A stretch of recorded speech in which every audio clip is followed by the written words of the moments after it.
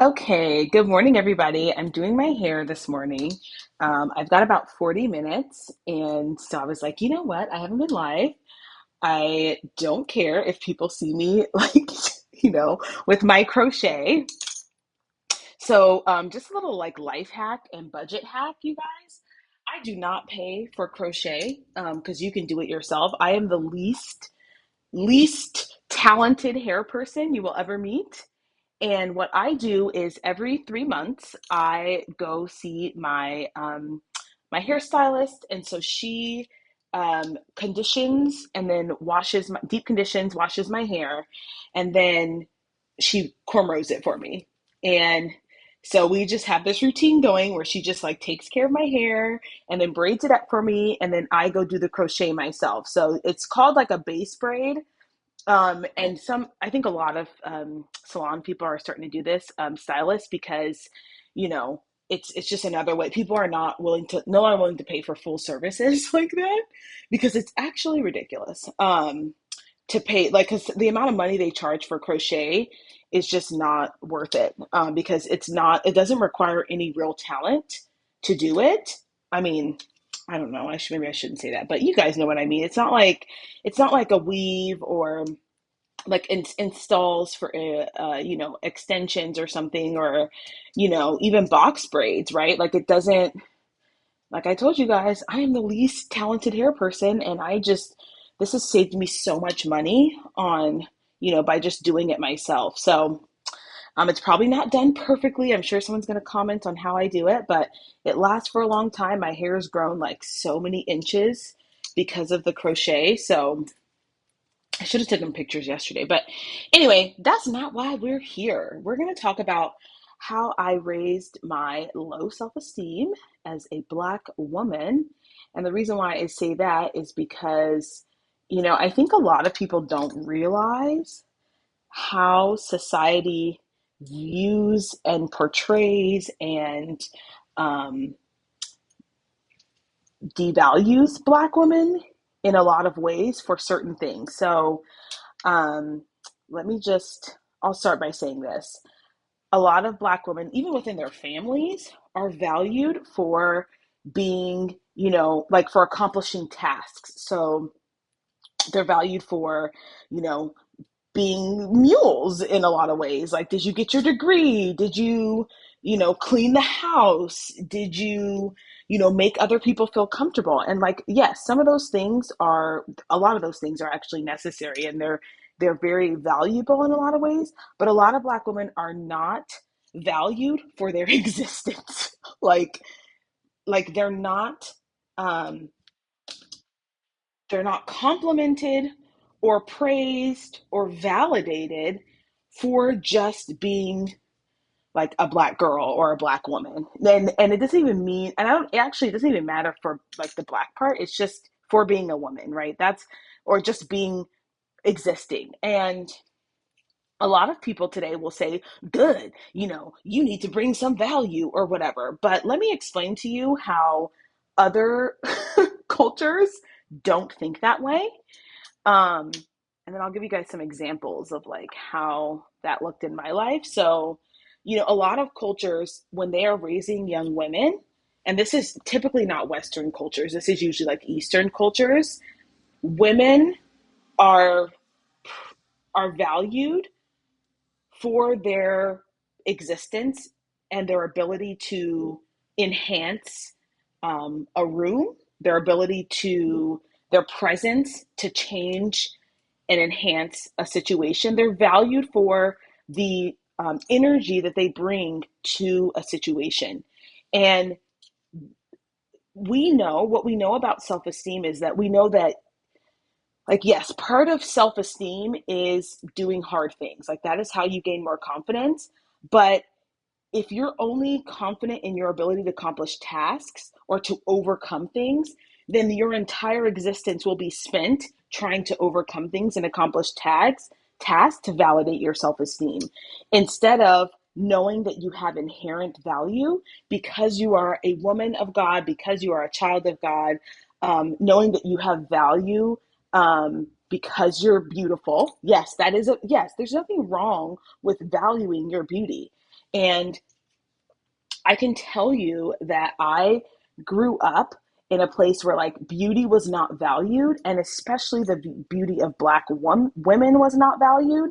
And so a lot of my self-esteem and existence was based on, was based on what I could accomplish and what I could do. And for the longest time, if I couldn't accomplish things, then I didn't have self-esteem. It was like, oh, then what are you doing? Right? And so as I got older and started, even with like jobs and relationships, what I allowed people to do to me and how I allowed people to use and abuse me was directly correlated to me not understanding my value, and my value not being um, validated as a child, right? And so I'm all about, you guys if you've been around here for a long time, you guys know I'm like your childhood is not your responsibility, but your adulthood is. So while I am explaining all of this stuff and talking to you about childhood stuff, at the end of the day, I was like, okay, this is my responsibility to deal with, right? So anyway, as I was saying, grew up where, very task oriented, accomplishment oriented, you know, don't be too beautiful, don't be too like your presence, your existence, your outward appearance is doesn't matter kind of thing, unless it was like, to make sure that people didn't think you were homeless.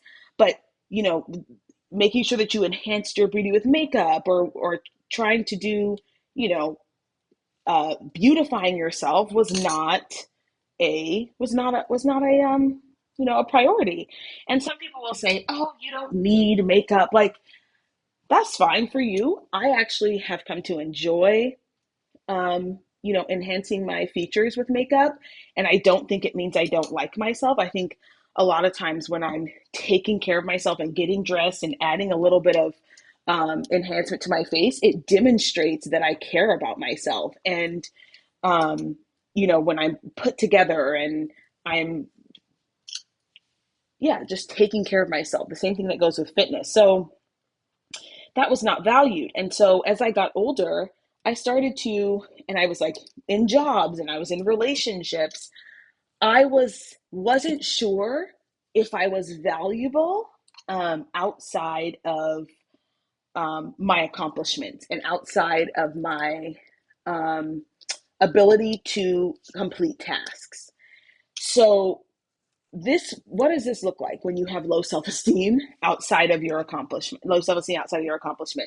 Okay, you are now dating people who do not actually think that you are beautiful, like who do not think that your outward appearance is beautiful because you don't think you are. So you're subconsciously choosing people who think you're beautiful. And what do those people do?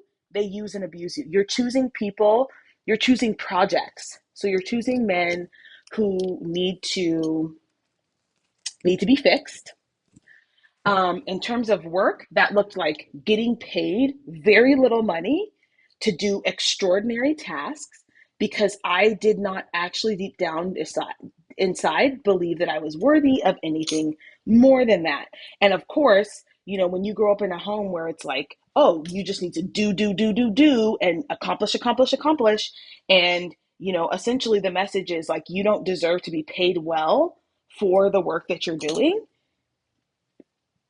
That's the kind of job that you choose. So I found myself slaving away at these jobs and I was getting paid, poverty wages and doing way above and beyond what I needed to do and not demanding my worth. And you guys, I am not into like, I think that you should work your way up the hierarchy. I really do believe that in terms of careers. But at some point, you do need to have boundaries. And that's the other thing. People who I was one of them, who lack self-esteem, lack boundaries because you don't value yourself enough to say no to people. You're like, oh, I don't know if they'll like me if I say no, because you don't have the confidence and the self esteem um, that's needed to say no. And this, again, translates to relationships where now you're making decisions. I was making decisions in relationships based on, oh, I want this person to like me, rather than who I wanted to be and what I wanted for my life and what I wanted for myself. So it's very common if you grew up in a home that was like, that was not, you were not validated as a young girl. You were not told that you have value. You were not told that you were beautiful and that you deserve to be treated like royalty, because it's true. People should be telling, and especially, I think this is a Black thing where we are like, don't give them a big head and don't, well, what you have is a bunch of women walking around with low self-esteem um, trying to earn love and trying to earn appreciation instead of knowing their value outside of that. And so for the longest time, and I've talked to a lot of Black women about this, you walk around with a mule complex where you're just muling yourself out to people, and men and women and children and jobs, muling yourself out, and running yourself into the ground, damaging your health, all for the sake of this validation that really you need to have enough self-esteem to say no to people and say, nah, I value myself so much and I'm going to take care of myself. And so I got to a point in my life where I realized that I was on a very bad trajectory in terms of self-esteem and all of that. So I don't know if you guys can hear me.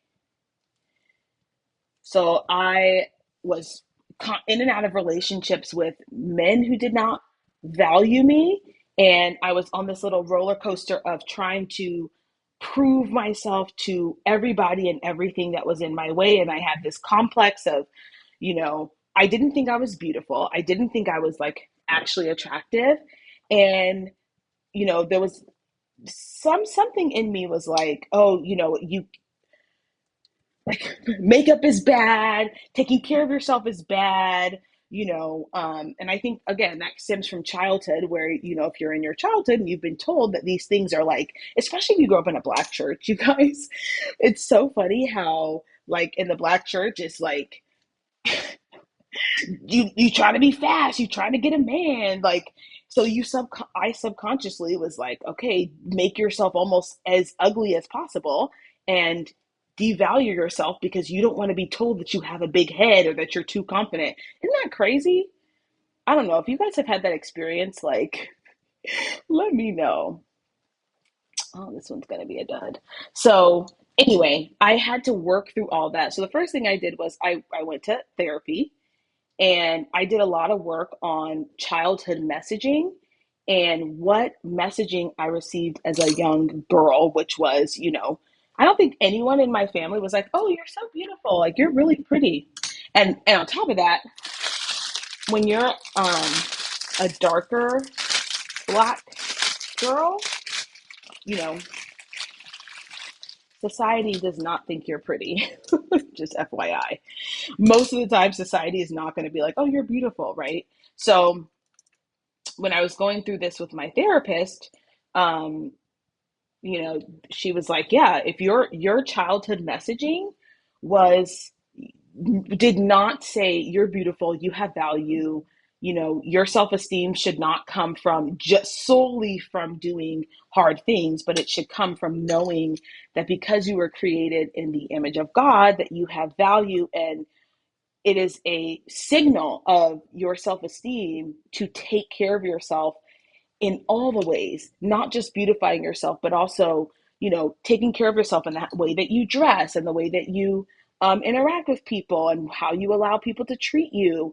And so I had to really work through all of my childhood messaging and limiting beliefs that were passed down subconsciously. I don't think any body, and because it's not just parents, it's also society.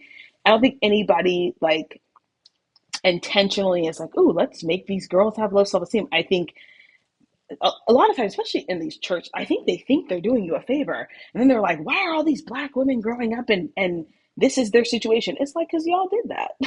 Like, you guys did that. I mean, yeah. So anyway, I forgot where I was going with that. But oh yeah, so I was with my therapist and we ended up having to go through each of my limiting beliefs. And a lot of them where it came down to, I didn't really like look at myself and think you have value. That was never a thought. It was always like, what do I need to do to earn value? What do I need to do so that you can like me? And this was like people, friends, jobs, relationships, because I didn't think that I had value, even in the relationships with men, it was like this, let me show you how much I can give and show you how much I'm worthy. And that kind of energy, you guys, that proving energy, no, honestly, no man likes that. It actually makes them take advantage of you. And even with jobs, they'll just take advantage of you. Because that's human nature. Oh, you want to prove to me how much you can work?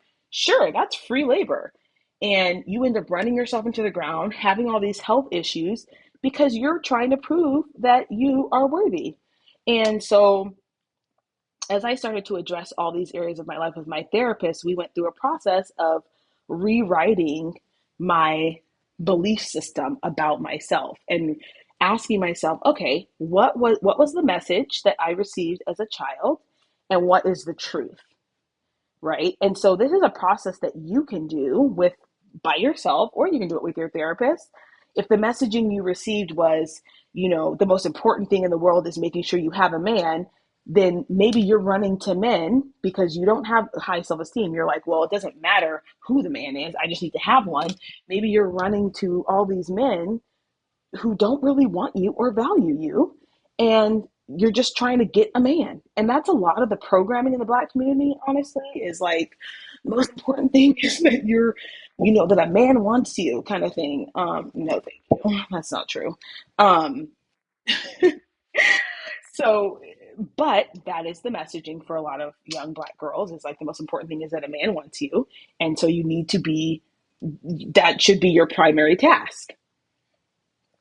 And so a lot of, for myself, again, staying in jobs longer than I should have, giving myself to a lot of people and a lot of tasks and men in ways that I shouldn't have, that had to stop. So as I got worked through this stuff with my therapist and I started to change my beliefs, I also had to take action. So it started with something small where it was like, okay, I am not working past 4:30. That was like the contract hours. No, I don't sell my hair. um I'm working past contract hours. I bought this on Amazon. This hair is from Amazon. It is so cheap. It's like $30. um yeah. So I started doing things like, okay, I don't work past 4:30. um I make sure that I get my hair and nails done every whatever weeks. And not that that stuff brings self-esteem, but it makes sure that you are valuing yourself enough to take care of yourself. And that's what I had to start to do, is like, okay, I'm just going to start by taking care of myself. How do I show myself that I care about me? And you're, oh, it's so selfish, right? But you can stay where you want if you want to. That's fine. This is what I did. The next step was I wrote down affirmations. What is the truth about me as a woman of God? What is the truth? The truth is that I was made beautifully from the time I was in my mother's womb, and I do have value and I am beautiful, and my existence is not dependent on, and my value is not dependent on how much work I can accomplish. It's actually dependent on the fact that I exist. And if I have value and care about myself, um, then I'm going to behave in a certain way. So I started by writing down affirmations, like just the simple ones too, like I have value, I'm beautiful, um, I don't need to prove myself to anything, to myself to anyone. Um, I live for, my favorite one is I live for an audience of one, which means I live for God. Um, because I value myself, I take care of myself. Because I value myself, I set boundaries. Like all these affirmations that I started to write down and say, and then implement. And self esteem takes practice. Um, because if you grew up programmed to hate yourself, or to not value yourself, you actually you have to reprogram your entire brain. So, okay, I'm going to start in the back now. So yeah, I started to do that. The In addition to therapy, because I also took a little break from some family for a while. Because if you guys are not aware, your family, they don't have to be intentional about this, but they will always sort of try and bring you back to childhood. So they will make comments. They will try and keep, like, if their MO is like, oh, you need to have low self-esteem, which is subconsciously a lot of their goals, I think, then they, when you see them even as an adult and you start to change, they'll be like, why are you changing? Who do you think you are? Why are you all of a sudden eating like a white person? Or why are you all of a sudden taking care of yourself? And they'll start making fun of you. It happened to me, making fun of you for changing, you know, and they'll start doing that because they've been accustomed to you having low self-esteem your whole life and not taking care of yourself your whole life, and it's hard for them. So I had to take a break from my family and really surround myself with people who encouraged me to take care of myself. What you think when you write those things down, it works? Yeah, there's psychology behind that. I coach athletes, and athletes, every high level athlete and every high level executive writes down their goals and their affirmations. It's like they're, because you're talking to yourself whether you want to believe it or not. If you're going to talk to yourself, you may as well say something positive. That's just what it is. So yeah, it does work, because the more you rewrite what your subconscious is saying, the more it changes. And that's why in the Bible it says to focus on things that are right and pure and holy and beautiful, because because God knows that your subconscious, it matters. It focuses on things, and you need to make sure that it's focusing on the right things. So if you've been told your whole life that you're ugly, or you don't deserve nice things, then yeah, you're gonna that you have to rewrite that from your parents' stuff. Da, da, da, da, da, da, da. How do you deal with parents? Well, as an adult, I'm an adult, so I just they're a fellow adult to me. My parents are fellow adults. They're not like my parents, and I need to give them some special treatment. No.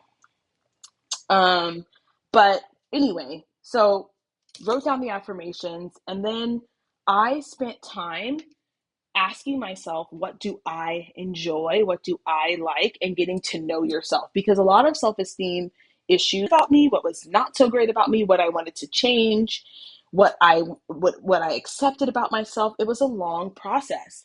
Being able to say, okay, I really, really like this about myself, and I really don't like this thing about myself. And oh, I want to change this, and I want to change that. So I worked on myself. I worked on being better, being someone that I wanted to be, and being someone that I liked.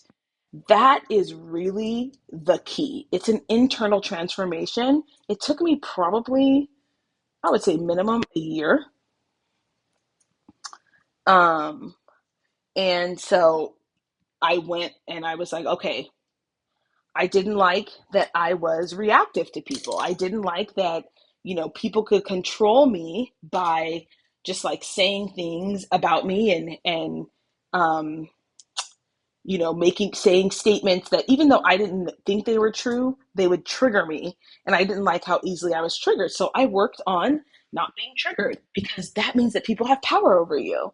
And so I just worked and worked and worked on myself and enjoyed, um, being enjoyed being me and worked on enjoying what I like to enjoy and just accepting who I was and what I liked, and the things that I didn't like, I changed them. And that is the process of developing self-esteem.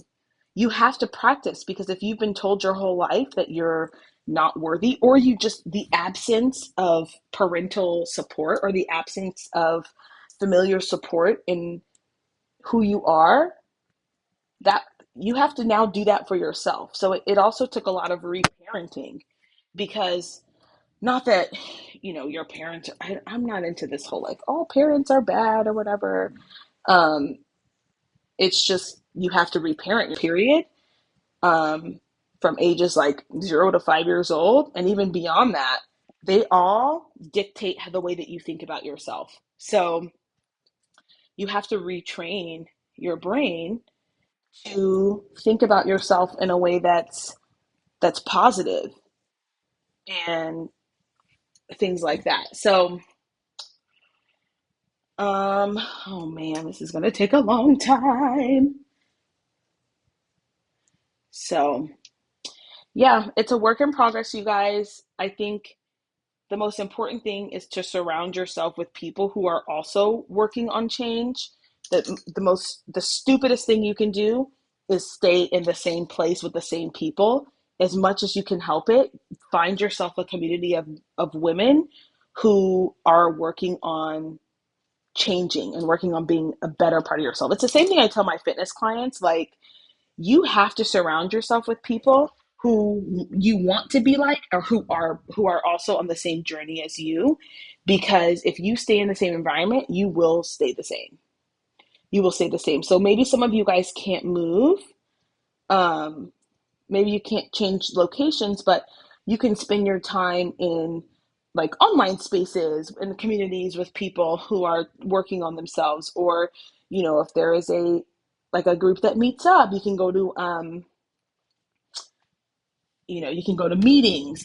Like, I am all about going to children of XYZ. You can go to grief meetings. Like, there's so many different meetings that you can go to and attend to help you deal with your your traumas and your childhood wounds, so that you can start to value yourself in a way that you never have. So completely suggest looking up grief meetings and looking up if your parents were alcoholics, or the parents of your parents were alcoholics.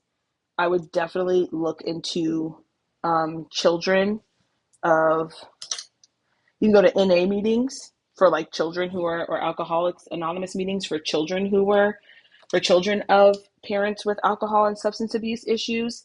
Um, a lot of, just, this is sad, but a lot of Black women come from either their second generation come up, but even though your parents may not drink or may not engage in substance abuse. So just know that, like, that's a real option. It was super helpful um, to go to those meetings, because it does help with the way that you view yourself. So I'm going to finish this up so I can take a shower and get going. I hope this was a good conversation for you guys. I don't know, sometimes it feels like I'm just rambling, but I know it's early, 2 in the morning. But let's see.